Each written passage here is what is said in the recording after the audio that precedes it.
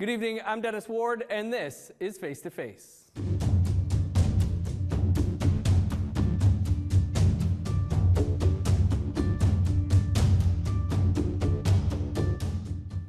Our guest this week is Anishinaabe athlete Emily Mandamin. Emily is from Iskatay-Weezagigan 39 in northwestern Ontario, also known as Shoal Lake 39. At 17, she became the first person from her community to secure a full basketball scholarship for college. Emily is currently a guard for the University of Manitoba Bison's women's basketball team. She has recently partnered with the Toronto Raptors, Ontario Lottery and Gaming, and NBA Canada on campaigns celebrating Indigenous athletes and inspiring others. Emily, thanks so much for being on the show. Of course. Thank you for having me, Dennis. I appreciate it. Well, let's talk about that recent partnership. What's it like, first of all, seeing yourself on billboards and on TTC cars and all of that? Super surreal. I never would have pictured that it's something that I would be doing right now, or probably ever in my life. But, kind of seeing myself there has been super surreal, especially being a little girl from the res. I didn't think things like this would be possible, but it's amazing to see. Well, it's a partnership with the Toronto Raptors and the Toronto Transit Commission as they're trying to, respond to Truth and Reconciliation Commission call to Action 87, which is to provide public education that tells the national story of Indigenous athletes in history. How did the partnership come to be for you? Of course. So I'd actually received an email not too long ago, I'd say in September, from the Toronto Raptors asking to be a part of this project. I remember I was standing with my dad somewhere in a store and I was like, oh my God, Dad, I got an email from the Raptors. And so it was super amazing. I grew up watching the Raptors every single night whenever I had the chance to. And so getting the opportunity to work with them, and especially on a project like this, so meaningful and so special and something so important to me, it was just a dream come true. Did you think the email was fake at first? I definitely thought it was fake. Yeah. I had to go through and make sure I read it probably about 5 times. I'm like, there's no way the Raptors are emailing me right now. Yeah, send us all your personal information. So, how did you end up, how you ended up being selected as one of, I think there's 8 in total, right? Mm-hmm. Yeah, there's 8 of us. They had done some research on Indigenous athletes, specifically in basketball at the time, and my other partnership with the Ontario Lottery Gaming Commission had came up. They said they loved kind of what we stood for, what the messaging was and my story, and so they wanted to help me tell it at a further national level. Well, the campaign's running until February 2024. It started just this week, and your photo is going to be seen literally millions of times by millions of people on the streetcars and buses. What are your hopes for this campaign? The biggest thing I hope that is taken away is just understanding that there is a representation of athletes like me and alongside the other athletes that are on these buses with me and that did this campaign. Growing up as a young girl on the reservation, I didn't have many people to look up to or even go to for advice on this journey that I'm on. And so I hope that, there's a little girl walking or a little boy walking downtown Toronto and, he sees me on the bus and he's like, wow, there's somebody that looks like me or somebody that comes from where I come from. And so that's kind of been the biggest message that I hope is that, Indigenous athletes are rising and, if they give us the resources, we can be great. Awesome. There was an event in Toronto too. Can you tell us about that? Yeah, so they actually had Indigenous Heritage Night at the Toronto Raptors game against the Milwaukee Bucks. Unfortunately, I could not make it due to prior basketball commitments with the University of Manitoba, but I was able to see tons of photos and it was just a big celebration. We had singers, we had dancers, we talked a lot about our campaign with the TTC and kind of what the Raptors are looking to do with this whole call to Action 87. Good stuff. As you mentioned, this isn't your only partnership. You also teamed up with Ontario Lottery and Gaming and the NBA and WNBA. Can you tell us about that project and how it came to be? Of course. So I'd actually received an Instagram message from Victory, who is another media group, and they kind of asked me for a meeting, and I wasn't too sure, but for some reason something in my heart was telling me to take the meeting. So I did, and they ended up asking me to tell my story on a wider scale. I didn't think it was going to be at the extent that it was, and then I found out that the that the NBA Canada was involved, and that Ontario Lottery Gaming was involved, and so it was kind of something that I didn't think was going to happen. It kind of came out of nowhere, but it was really unexpected, and things turned out really well. Pretty good stuff going on this year for you, eh? Yeah, it's been a big year for sure. Something I wouldn't have imagined. Well, part of that partnership with OLG was about refurbishing the basketball court in your community. And it's not just any refurbishing of a basketball court. The court was also decorated with a mural by artist and community member Alicia Kijik. Can you tell us about the importance of that and fixing up that court? Of course. So the question that OLG and NBA Canada asked me was if I could give back to my community and my people in any way, what would that be? And for me, the basketball court was always a safe space. Growing up in the community, there's a lot of different things that we deal with, whether that's substance abuse, mental health issues, poverty rates. And so I found myself at the basketball court at a young age, looking for a better lifestyle and a way to express myself as a young girl. And a lot of my older cousins were there playing basketball late at night, trying to find a better way out and just spending time in a positive way. And so I think there was a lot of memories made there, and so I think that was kind of the biggest thing was, fixing up this basketball court for the generations to come after so they could also have a place to play. So that was my way of giving back and what I thought would follow suit. Was it in pretty rough shape? It was in really rough shape. There was hardly any basketball nets on it. The concrete was getting kicked up. There was no actual regulation painting on the ground, and so it was really cool to have my cousin come and paint the mural and to have these regulation-sized nets and these basketballs gifted, and it was just an amazing experience all. Can you tell us a bit about the mural itself and the importance of that? Of course. So on the mural there is 2 brown eagles, which represent our community drum group in the reservation, which is known as Brown Eagle. We had also talked about naming it Zigwan due to Zigwan in Anishinaabe translates to spring and kind of new beginnings and new life. And so that was something that we had talked about, was this basketball court creating new opportunities for our people and for our youth. And so that was kind of the meaning behind the mural, as well as you see some water on the mural as well, just because we always say in our culture that water is life. And so that's kind of what this new basketball court was giving us, in a sense, was new opportunities, new beginnings, and new life. I think you're kind of touching on it there, but what do you think that this means for the community? I hope that it means that we have a chance to give back to our youth, and that our youth are important, and we show them that every child does matter and every child deserves a place to play. Like I said before, there's a lot of different things that go on in the community that make it hard for a lot of Indigenous youth to succeed. But I hope that breaking these barriers down piece by piece and brick by brick, we can give them these resources to be successful and to chase their dreams. What do you think not only basketball courts, but like sports facilities in general mean for youth and others on First Nations? It means everything, I think. A lot of times people struggle with things going on at home, finding a place to be, finding a safe space to be themselves, and I think sport and having these facilities in place can really help benefit them along their journey. A lot of times, specifically in my home area of Treaty 3, a lot of the times kids from reservations have to leave to go to Kenora, Ontario to attend high school and to attend these programs and things like that. But a lot of the time they don't get the fair opportunity to develop their game or to at least have a place to play. We're going to talk about more about how you had to leave home as well to continue your journey.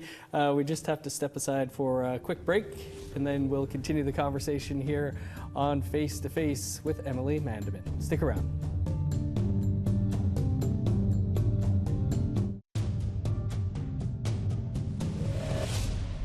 Welcome back to Face to Face. Our guest this week is Emily Mandamin, an Anishinaabe basketball player with the University of Manitoba Bisons. And Emily, I think a lot of people are probably familiar with Shoal Lake 40 and the history of colonization that's gone on there. What was it like for you, though, growing up on the north shore of the lake? Of course. So growing up in Shoal Lake 39, there was a lot of struggles, like I said. Specifically in my household at the time, there was some substance abuse as well as dealing with mental health issues and poverty. And like I said, I didn't have a place to properly feel like myself and to express myself at a young age. I dealt a lot with my poor mental health, and I kind of felt like there was no hope for me as an Anishinaabe girl from the reservation. I remember specifically there was one day my parents were in an argument and I ended up at the basketball court. I talk about this experience a lot, specifically this moment, because it was very instrumental for me and kind of set up the trajectory of my life, I'd say. Being on the basketball court, gave me a place to escape, and I just remember slamming the ball down and screaming and just crying and letting out all these emotions. And I just remember after that I was shooting basketball hoops for the rest of the day, the rest of the evening, just feeling like, you know, like a weight has been lifted off my shoulders in a sense. Are there others in the community that, you know, the basketball has meant a lot to? Yes, like I said, in my community there was a lot of mental health issues going on. And at the time, I remember about, I want to say I was like 6th grade, an older cousin of mine who I'd gone to gym nights with multiple times. We were talking about basketball, and she had told me that she knows that I play basketball at a high level and that my dad often commutes to help me get to the basketball games and all of that. And she said how she wished that she had that opportunity, because playing basketball, she never had somebody to take her to go play in Kenora or in Winnipeg, take her to practices and things like that, and how she wished she could play. And it wasn't about 2 weeks later that I heard that she had taken her own life. And so, like I said, basketball has been very instrumental, and I think that if she had the opportunity to play like I did, would she still be here? Yeah, that's tough, hard to think about. You know, your dad's here with us in studio. Maybe a little on the importance of having that family support as well. Definitely. My dad has always been my rock and always been somebody that helps keep me grounded in my ceremonial, traditional, cultural, and just my everyday life in general. He's my best friend and we do everything together, so you know, it's amazing to have him here in studio with us. Awesome. Shout out to Dad over there watching along. You know, basketball wasn't always a big passion for you though, right? Can you tell us how you came into it all? Like I said, my dad used to commute. I have an older sister. He used to drive me and my sister to Winnipeg all the time to play basketball. And I was so young that I wasn't able to play at the time, and that wasn't my interest. But I was always dragged to go play and to go watch my sister play and go all these practices and games. And so I remember one day somebody asked me if I was going to play, and I said, no, I hate basketball. I don't want anything to do with it. But I think it was just the fact that I had to always be around my older sister and follow in her footsteps that I just wanted to get away from it. But, you know, being surrounded by it from so long, I think I just kind of grew to like it. Does she still play? She still plays, and for some reason, whenever we play one-on-one, I'm not supposed to say this, but she always beats me, and I don't know how. Good stuff. I guess when did you notice maybe then that you might have had a bit better skills than some of your peers or your sister sometimes? I would say maybe about my beginning of high school when I had officially moved to Winnipeg from the reservation. I didn't have a lot of friends, I didn't know a lot of people, but I found myself at the local YMCA, and there was days where I was playing basketball for 10 hours a day, nonstop, just shooting hoops, having fun, making friends on the basketball court. And then once I started getting to competing, there was a new confidence that grew within me, something that I lacked before. And so I feel like that's kind of where everything started, and there was a shift and a change in my mentality towards basketball and my confidence within life.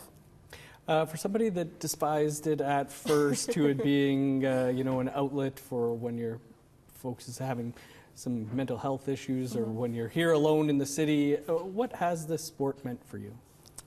Basketball means everything to me, and I know that's kind of cliche to say, but basketball has given me a vehicle for my life. Like I said, I wouldn't be here if it wasn't for basketball. I often say I wouldn't be in school if it wasn't for basketball, just because I never found that I was great at academics, nor is something that I love to do, but I love to play basketball, and I know that those two go hand in hand. So I like to say that it's been a tool for me to continue to get my education and to travel the world and to have all these opportunities that I wouldn't have if it wasn't for basketball. And it just happens that I love it and that I love to do it every single day. Well, speaking of some of those opportunities, like you mentioned, your father's here, your best friend, but you've had to make some pretty difficult decisions at a young age too, on having to move away to pursue your dreams, I guess. Yeah, so I had moved away at the age of 15 to go play prep basketball in Toronto, and that was a very hard decision, but I remember a specific conversation I had with my dad one day, driving to Winnipeg to practice. I had told him that I was going to leave to play basketball, and I think I had said that at the ripe age of 12. And so that's kind of crazy to say, looking back on it as a 12-year-old, that I'm going to leave the reservation, I'm going to leave my family to go play basketball. And through that journey, I've had the opportunity to get a full basketball scholarship to go play basketball in the United States, something that I've always dreamed of. I've lived in Illinois, Kansas, and in Texas, and so it's just crazy where basketball has taken me, and I would often look back and I didn't think that I would make it this far in life or I'd even be here. Well, let's talk about that, receiving a full scholarship to, you ended up going to Highland College initially in Freeport, Illinois, to play for the Cougars. Were there other schools offering up full scholarships for you as well? Yeah, at the time there was about, I want to say about 13 offers that I had to play basketball across North America. I had originally chosen Highland just because they had promised that we were going to have a season that year and that we were going to play basketball, because this was during peak pandemic COVID. And a lot of conferences, a lot of schools weren't having a season. And so that was kind of my biggest thing, was I wanted to go play basketball. And so I found out that Highland was having a season, and I said, let's go there and play basketball and make some noise. And so I had the opportunity to do that, and that was amazing. Sports here in Canada, no doubt, super important, but in the U.S., it's especially college sports is a whole new level. What was it like playing in the U.S.? It was amazing. You know, I seen people that I seen on TV. I played against them. I got to meet them. It was kind of insane to hear like how big the crowds were at games, or how much buzz was in the little cities or little towns about how we were playing a game tonight, or if you were going out to dinner at a restaurant, people would come up to you and be like, oh, you're so-and-so, you play for the Highland Cougars. And I'd be like, yeah. And so it was amazing getting recognized and things like that. They just take basketball so seriously down there, especially just like I do. So I felt like I fit right in. Nice. Any moments stick out from you from your time down there? A lot of them, actually. I enjoyed being where I was. In Texas, in Highland, and then in Kansas as well. Often I remember going out to restaurants and people recognizing us from the team, and then either buying us dinner, or like just getting us, like making us like feel good about where we were and things like that. And so there's a lot of generosity in the States, and playing at a high level, it was just really cool to meet all these different athletes and play against them. Nice. Well, you're kind of back home now, playing for the University of Manitoba Bisons. So what brought you back, and how does that feel? I feel like a creator told me to come back, honestly. Talking with my family, it just kind of felt right. The timing was right to come back home, play in front of family, be surrounded by family and friends, and to just feel their love and support. Often being away from home, obviously I'm chasing my dreams, but you feel really lonely, and you deal a lot with, like I said, I've always struggled with my mental health, and so dealing a lot, feeling lonely and figuring my way out, kind of navigating a world that I've never been in has been kind of difficult. And so I think coming back home had allowed me to feel the love and support to continue chasing my dreams here. And obviously, like, I love being around my family, and so having them in the crowd is something that I've missed for the past 3-4 years of my life. Any big differences between basketball stateside and here? Honestly, I wouldn't say anything really. Like I said, I'm a very competitive person, and I feel like that kind of heightened up in the States. And so being able to bring that culture back home and, changing the team locker room culture has been something amazing to do. And competing day in, day out, and then coming home to a supporting, loving family has been everything I've dreamt of so far. Yeah, priceless for that part. Definitely. Emily, more to talk about here, including your culture. We're just going to step aside for one more quick break, and then we'll continue the conversation here on Face to Face with Emily Mandamin. Stick around.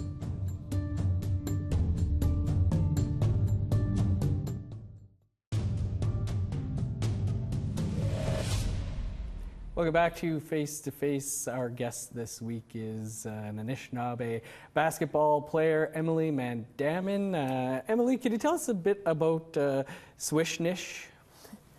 Of course. So Swish Nish is a basketball program in Kenora, Ontario, that was created to give Indigenous youth an opportunity to play.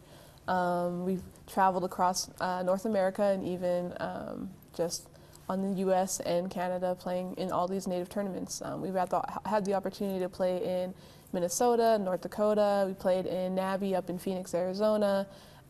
Basically everywhere you can think of to play a Native tournament, we've played in. How important do you think something like that program is to Indigenous youth? I think it's instrumental in their careers. Playing with people that kind of come from where they come from and been through the things that they've been through, and playing with your cousins is something that I personally have enjoyed my whole life. I've played a lot of high-level basketball, but I always go back to those moments, traveling with my cousins and playing with people that look like me and make me laugh like no other. And so I think that's I think it's super important to have that representation and to have youth feel safe in spots like that. I've seen you've done like some, I don't know if you call it basketball camps or what, but like speaking with youth in places like Nunavut even and other places. Can you talk about that work? Yeah, of course. I've always wanted to give back to my people, specifically Indigenous youth, just because I know the challenges that they go through, and I've lived it, I've seen it, I've been through it. So kind of sharing my experiences and the way I've dealt with that has been something that I like to talk to these youth about, just because I understand. And that's kind of the biggest thing. Being somebody that comes from the same place as them, I want to show them that doing things like this is possible, and I want them to be better and greater than me.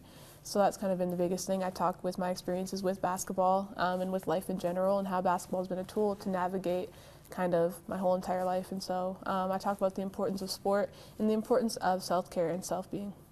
What's the feedback you've received from the youth? I've received tons of positive feedback. I'm planning on going back up to Nunavut this upcoming summer. Just been super busy with basketball, but I can't wait to get up there, and I've been receiving tons of messages from the youth, always ask me when I'm coming back up. So the responses have been great, and it's something that I'll continue doing. You're also a jingle dress dancer. Can you tell us about how that's helped you on and off the court? Of course, I take ceremony very seriously, and it's something that helps me feel comfortable within myself and kind of being an Anishinaabe woman.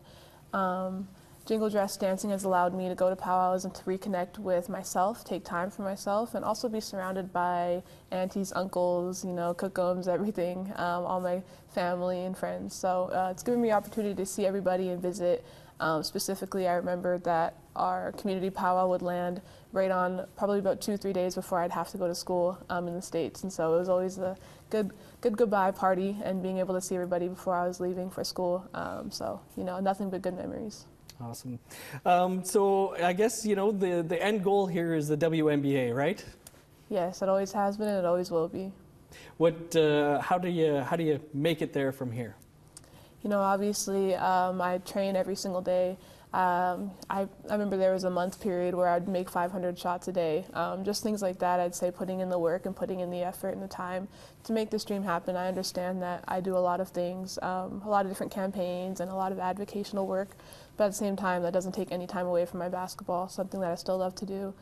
So obviously, I'm looking to have a big year with the Manitoba Bisons and to play there for the next couple of years, and then possibly explore options of going overseas, and then at the end going to the WNBA. Awesome stuff.